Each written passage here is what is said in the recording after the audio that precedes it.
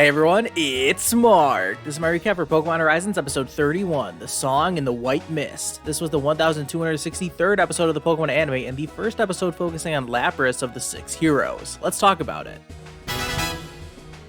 Alright, so the episode starts in a weird way as we look at this random ship, which happens to be carrying a ton of cargo, which, judging by that logo, is presumably food. Suddenly, out of nowhere, a deep fog rolls in. Well, mist, not fog, I guess. They referred to it mostly as mist throughout this episode. Anyways, that's not super important. Why are we focusing on these 6 randos? Whoa, hold on. Their ship just shook violently. Something has clearly gone wrong. But fear not, because these 3 all start to hear something, and it's a Pokemon singing. And it's not just any Pokemon, it's Lapras. Yeah, we're not wasting any time getting introduced to the next one of Lucius's 6 heroes, although we're not really meeting Lapras considering it's still shrouded in mist way off in the distance. Regardless, the sailors take this as a sign that Lapras will guide them to safety, and after following it for a bit, the mist clears out almost as fast as it rolled in. Lapras may have disappeared without a trace, but they made it out of a sticky situation completely safe, so the sailors are grateful that Lapras was able to save them. That's enough of that, let's switch over to our heroes and see what they're up to. And, well, they're talking about a song in the White Mist. How fitting. Apparently, Diana's research has led her to discover that sailors are talking about this mysterious Pokemon guiding them to safety with its song, and oh, would you believe it, that Pokemon is a shining Lapras. Everyone is shocked that they might finally have a lead on one of the 6 heroes, but what's interesting about this one is that apparently this singing Lapras has been around for a long time, which goes against this whole idea that Lucius's Pokemon have all only just been awakened. Diana even says that she pursued this Lapras mystery when she was younger, but gave up after failing again and again.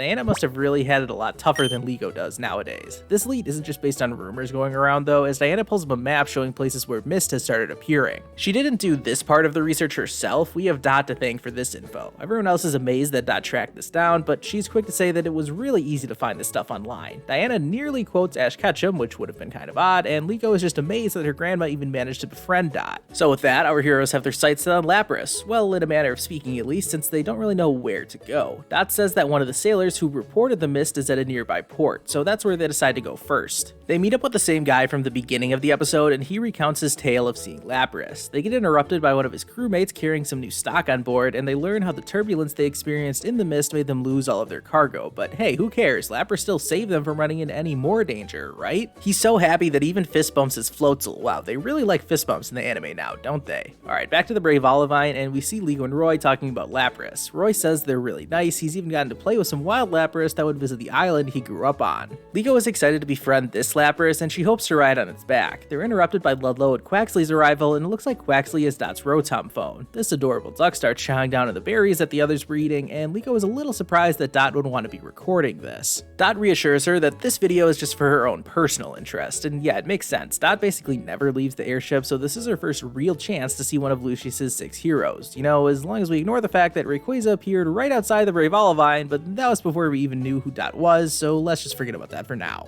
Dot gives Quaxly strict orders to pay attention to Lapras, and suddenly the Brave Olivine starts descending pretty quickly. Free jumps in to announce that he's putting the airship onto the water, and the music is really swelling at this point. It's gotten pretty loud as everyone has their breath taken away by being out in the open ocean, only for the music to then fade out into nothing, because, well, they're surrounded by nothing. That was a nice touch. They do actually spot something right away though, but it's just an empty box. Wait a second, an empty box is the cargo from the boat at the beginning of the episode, and there's actually a ton of empty boxes floating around.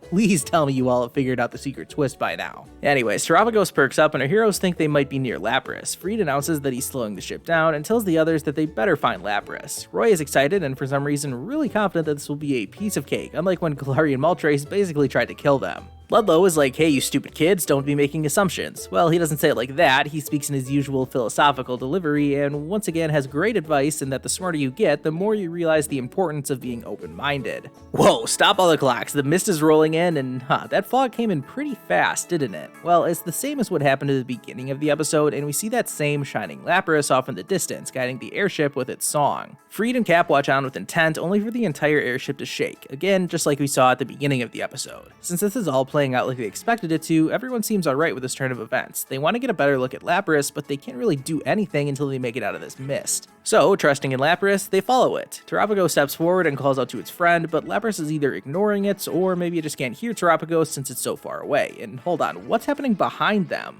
Yeah, those paws look familiar. It's an Ambipom. First time we've ever seen an Ambipom that isn't Dawn's. And why is a Toadsquirrel stealing their berries? And why is it spraying mud at Fuecoco? Who knows, but Liko and Sprigatito aren't just going to stand back and let this happen. A quick attack absolutely nails both of the Pokemon, and as fast as they appeared on the ship, they make their exit. Although neither of these Pokemon can swim, so why did they just jump off a boat? Well, Quaxly is at least getting this on camera, and they spot something that looks like a Wailord. That makes sure to save this footage even though no one knows what just happened. And just like that, the mist clears almost instantly, and there's no sign of Lapras. Huh, that was weird, and once everyone collects themselves, the entire crew decides to meet up and discuss. Molly and Orla are so thankful that Lapras guided them to safety, but Roy is like, hey, listen up, something's wrong here. He tells them about the wild Pokemon that showed up out of nowhere, and I loved how the kids were like, yeah, it was them! And Freed is really surprised that the two Pokemon native to Forest found their way onto a ship in the middle of the ocean. Dot jumps in to show them the footage of, again, what looks like a Wailord making its escape, but what are those things on its back? Freed and Diana both have the question about how that mist came in so fast, and their theory is that maybe Lapras used the move mist in order to create it. Orla can't believe this. Lapras saved them after all, but Freed cuts her off to announce that they're going back to look for Lapras again, and he's got a plan. He starts delegating tasks to everyone, including telling Ludlow to go steer the ship. After they pull a massive Yui to head back towards Lapras, we see that part 1 of Freed's plan involves Molly and Murdoch clearing out the Pokemon food they had in storage and putting it out in the open. With that part done, Freed suspects that the mist will come in any second now. And sure enough, that's exactly what happens. Also as expected, the ship starts to rock violently, and we see that Freed is up in the wing deck for some reason. He has Cap spring into action, and it looks like Cap is doing the thing where he uses Volt Tackle and runs into a spiral towards the sky. This somehow clears all of the mist out of the air, and from Cap's vantage point in the sky, he spots something.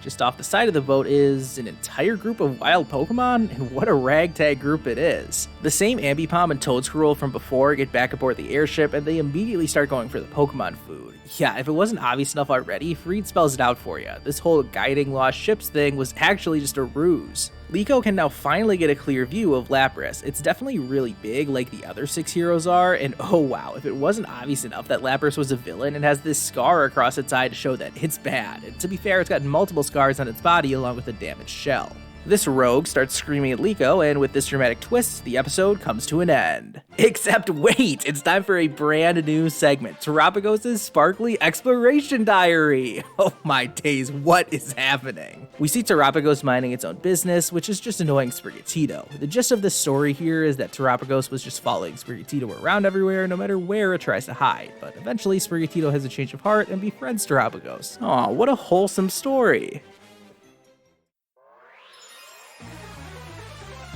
Okay, I can't believe that new ending segment. That was incredible. Pour one out for Professor Freed's Pokemon Seminar. This new ending segment is way better. But enough about that. Let's discuss the actual episode. If anything, Pokemon Horizons has definitely been formulaic, and when it comes to meeting one of Lucius' 6 heroes, the formula is as follows. In the first episode, there's a big lead up to the ancient Pokemon making its presence known, and then after a big cliffhanger, the second episode is all action and wraps up the story related to that specific Pokemon. We're getting the exact same thing with Lapras, so this setup episode was somewhat predictable. Maybe that's why the writers tried to base this entire story around a plot twist, which, if I'm being honest, just didn't really land with me. I mean, they were laying it on thick, even with Lapras' Pokedex entry talking about it being nice and all that, and multiple characters talking about how heroic Lapras was, and blah blah blah. It was so obvious that Lapras was on the dark side. I still enjoyed this episode, even though I knew where it was going the entire time. It was clear to me that some nefarious plot was going on with the ships being in danger and losing their cargo, but having a gang of Pokemon stealing everything was a little surprising to me. Plus, considering this was the first time we have ever seen an Ambipom in the history of the anime that didn't belong to Dawn, is it possible that maybe it is the same Ambipom? Who knows, maybe it gave up on ping pong and decided to join a gang of Pokemon pirates. Well, most of the characters were being extra gullible in this episode. The ones that stood out were Freed and Diana, so I liked them the best considering they were able to piece this all together. Oh, and of course Quaxly stood out too because Quaxly is amazing.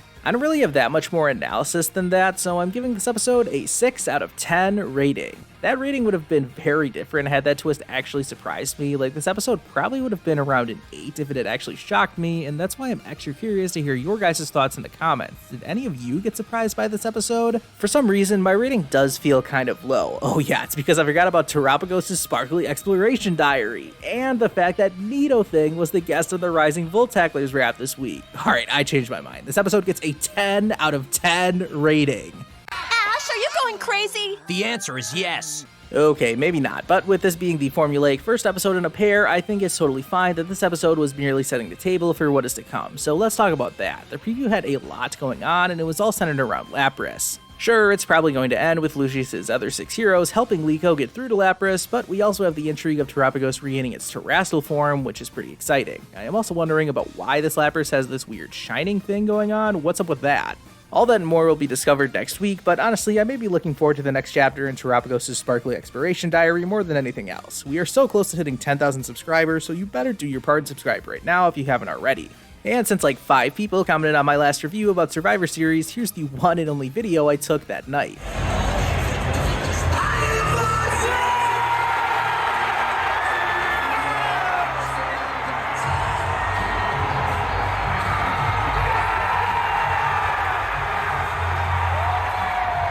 Yeah, it was pretty amazing. I couldn't have taken a video of the CM Punk return even if I had wanted to. It was such a surprise that my phone was already buried in my pocket and I was basically frozen in shock at what I was witnessing. But wow, did that place get loud when that happened. And with that said, thank you all so much for watching. Don't forget to like the video and shout out to all of my channel members. See you guys next time.